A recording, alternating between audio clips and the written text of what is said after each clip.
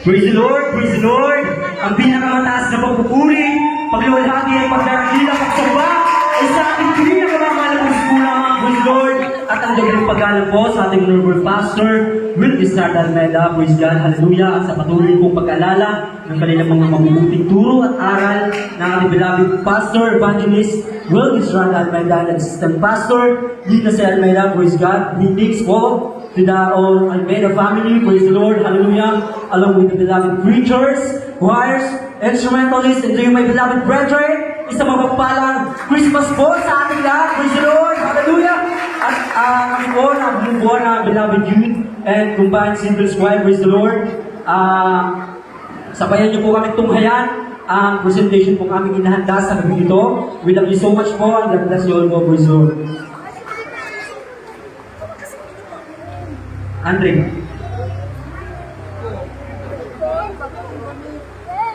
Sa mundong ginagalawan natin ngayon, mabilis ang takbo ng oras at tila hindi na mapigilan ang pag-usbong ng panibagong teknolohiya. Sa bawat pindot ng cellphone, may mga aral na nakakaligtaan at mga paalala na hindi na naririnig. Ngunit sa gitna ng lahat ng ito, patuloy ang laban sa pagitan ng tukso at kabutihan. Isang laban na nagaganap hindi lamang sa paligid natin, kundi sa loob mismo ng ating puso at isipan. Ngayong gabi, tunghayan natin ang kwento ng isang pamilyang katulad ng marami sa atin. May pagmamahalan, may paalala. Ngunit may mga pagsubok na dumarating. Isang kwento ng pagpili. Pagpili sa tama o pagpili sa aliw. Pagpili sa panalangin o pagpili sa kalayawan. Nagsimula ang kwento sa isang pamilya na may iba't ibang pakikipagpapalala. Sa bawat tahanan, ang gabi ay panahon ng pahinga. Panahon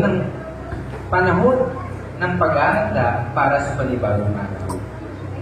Ngunit sa katahimikan ng gabi, may mga pagpiling ginagawa na maaaring humubog sa mangyayari kinabukasan. Gabi-gabi na, kailangan na matulog ng mga anak natin. Oo nga, patulogin mo na sila kasi maga pa tayo. Mga anak, Beatrice, Rian, magsitulog na kayo. Maaga pa tayo bukas. Okay po, ma'am. Mamaya na ba isang episode na lang to? Ano ba yan, Rian? Tapusin mo na yan, ha? Lord, salamat po sa araw na ito. Ingatan mo po kami sa araw ng bukas. Amen. Habang si Beatrice ay nagpakita ng pagsunod sa kanyang mga magulang, itong si Ria naman ay nagpatuloy sa paggamit ng cellphone at hindi na namalaya ng oras. Hala, anong oras na pala? Matutulog na ako. Sa panibagong araw, may panibagong pagkakataon upang pumili ng tama. Sa paggising ng katawan, kasabay din ang paggising ng puso. Sapagkat sa bawat sandali, may boses na gumagabay at may boses din na humihintla.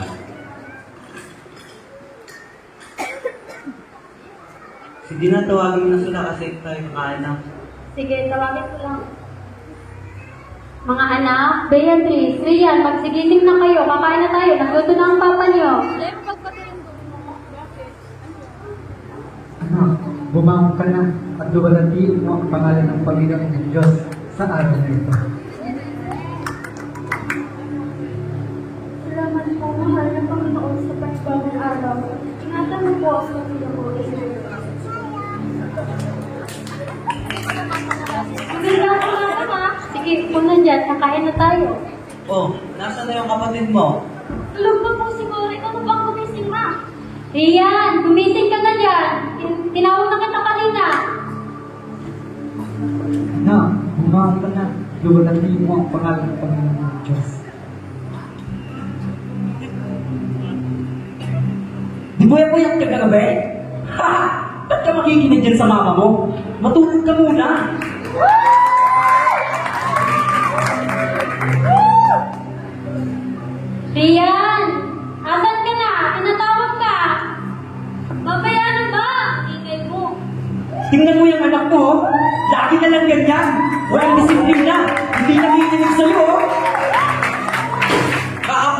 yan eh.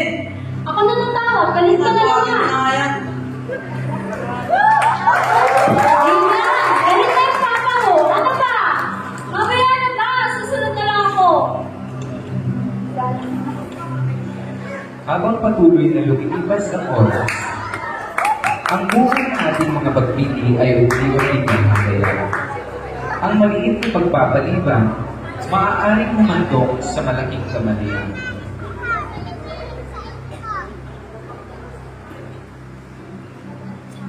Ayun lang, anong oras na pala? Late na ako. Napakadali talagang tukso ng mga kabataan ngayon. Gamit na ng teknolohiya. Ma, ano ba yan, Rian? Sinabihan ka na kanina, di ba? Ba't di ka nag-asikaso? Natulog pa ako eh. Susunod na lang ako, ma. Sumunod ka na lang, huwag ka magpalit, ha?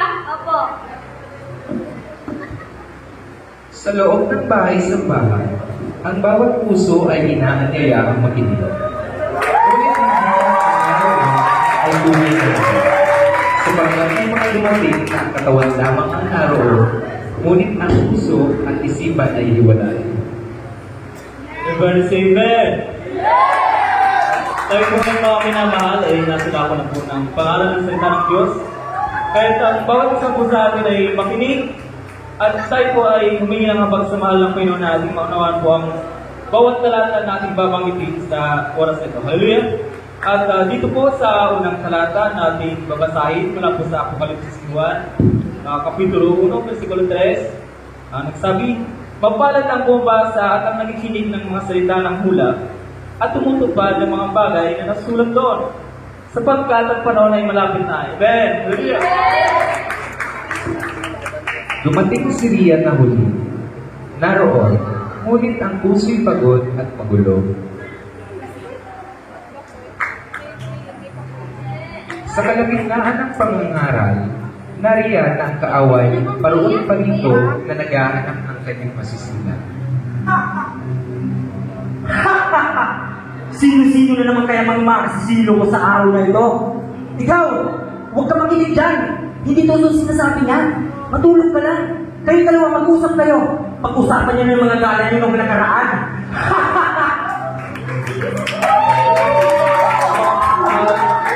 Tunay po na napaka-importante na tayo ay nakikinig sa salita ng Diyos. Amen!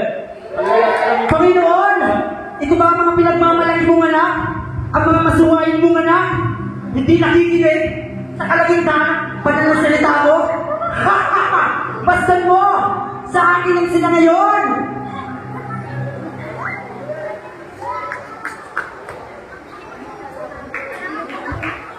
Di hanggang dito na lang po mga minamahal ang ating pangaral ng salita ng Diyos. Yes? Tayo na po ay manalangin sa mga napunan. Amen. Hallelujah. Ngunit ang mga pagsubok ay hindi nagtatapos sa loob ng bahay-sambahan.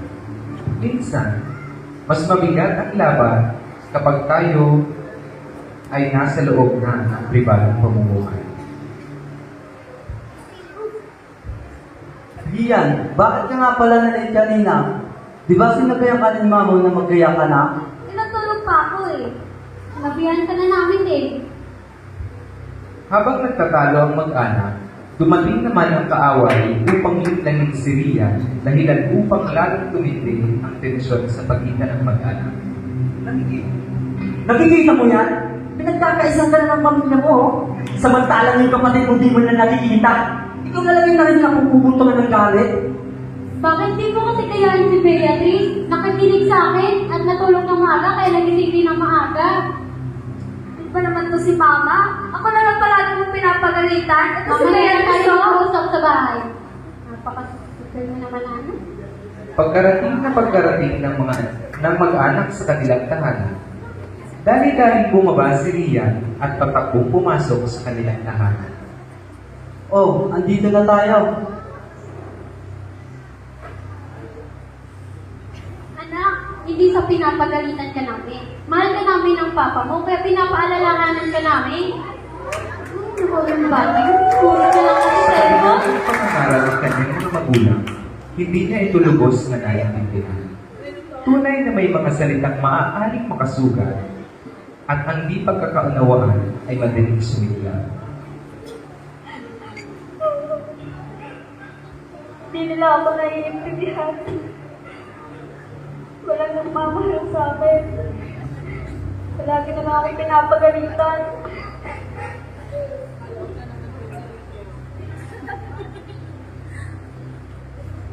At habang gulong-gulong nitong ito ang pag-iisip ni Ria, nariyan na ang kaaway ay muli siya nitong tinitang. Nakikita mo yan? Wala na isa sa pamilya mo ang gustong dumamay sa'yo. Kaya merong cellphone eh. Ginawa ko yan para talaga sa inyo. Kapag nalulungkot ka, pwede mong ilabas yung saloobin mo yan. Gawin mo na ngayon.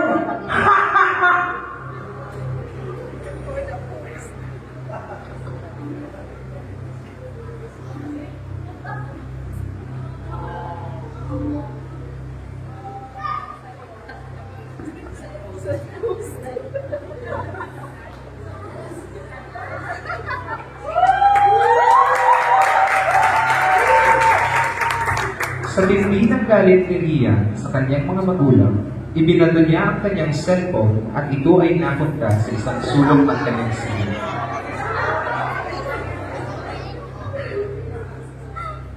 Nang akmang dadamputin niya na ang kanyang cellphone, isang libro ang tumambad sa kanya na nababalot ng alikabok. At nang kanyang buksan ang libro, isang bersikulo ang tumambad na nasusulat, "Huwag kang padaig sa masama, bagkus daigin mo ng mabuti ang masama." Romans 12:21. Kaya, hindi pa huli ang lahat. Sa bawat pagkatamang mayroong pagkakataong bumalik. Patawarin niyo po ako. Pa! Pa! Pasensya na po. Okay lang yan, anak. Nangyayari talaga yan sa buhay. Sinabi ko lang sa inyo ng papa mo. Hindi na ako papamilya. Ngayon, naiintindihan mo na yung mga pangaral natin sa'yo. Salamat pa. Salamat pa. Kasi talaga sa buhay yung mga bakit tayo hindi natin naunawaan.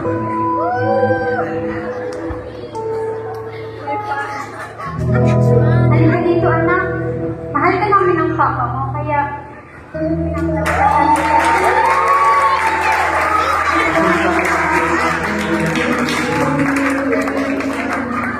Sa kabila ng lahat ng pagsubok at mga gawaing kaaway na naranasan, mas nanaig pa rin ang kabutihan at pagpapakumbaba. Ang kapangyarihan ng mahal na Panginoon. Noon, bago naging abala ang mundo at nagsimula ang katahimikan, may panahong payak ang pamumuhay at wagas ang damdamin. Sa bawat araw, ang puso'y marunong makontento at ang mga halagang hinana ng ating limudo ang siyang bumuo sa kung sino tayo noon. Bago ang mga tukso ng mga bagong mundo, may panahong simple ang buhay. Pagiging magalang, Mano po, ma. Ay, mga mano po. Sige na, kakain na tayo. Bango, ha? Bago kumain, mag-pray mo na. Kala na yung markit. Lord, thank you sa pagkain. panahong pamilya. Thank you, ma. Thank you, ma. Pagiging matapang Galing ng mga Manila, tao. pagsasaya natin. Sana palagi na lang ganito. Di ba mga anak? Ay, ate, yung bag mo ba na ulo? At pagtutulungan ng bawat isa.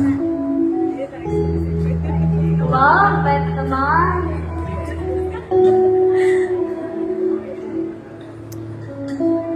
Ang panalangin at pagpupuri ay sabay-sabay at ang Diyos ang sentro ng bawat isa. Uy, naririnig niyo yung mga anak? Tara, ma. Tara, tayo. Tara.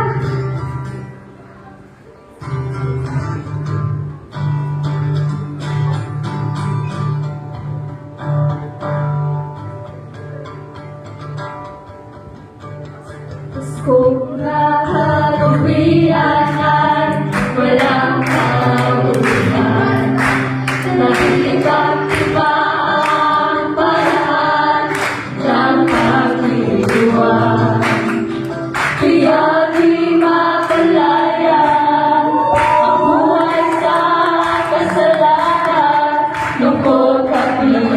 sa akin ang nararanasan.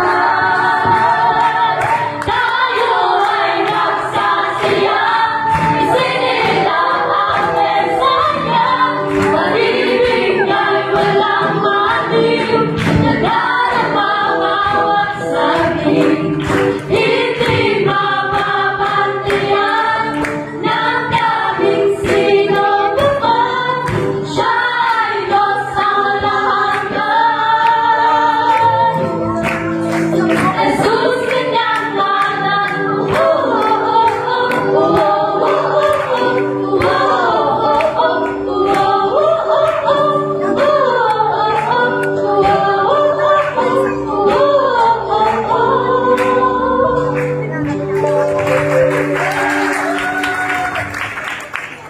Tunay na napakabuti po ng Diyos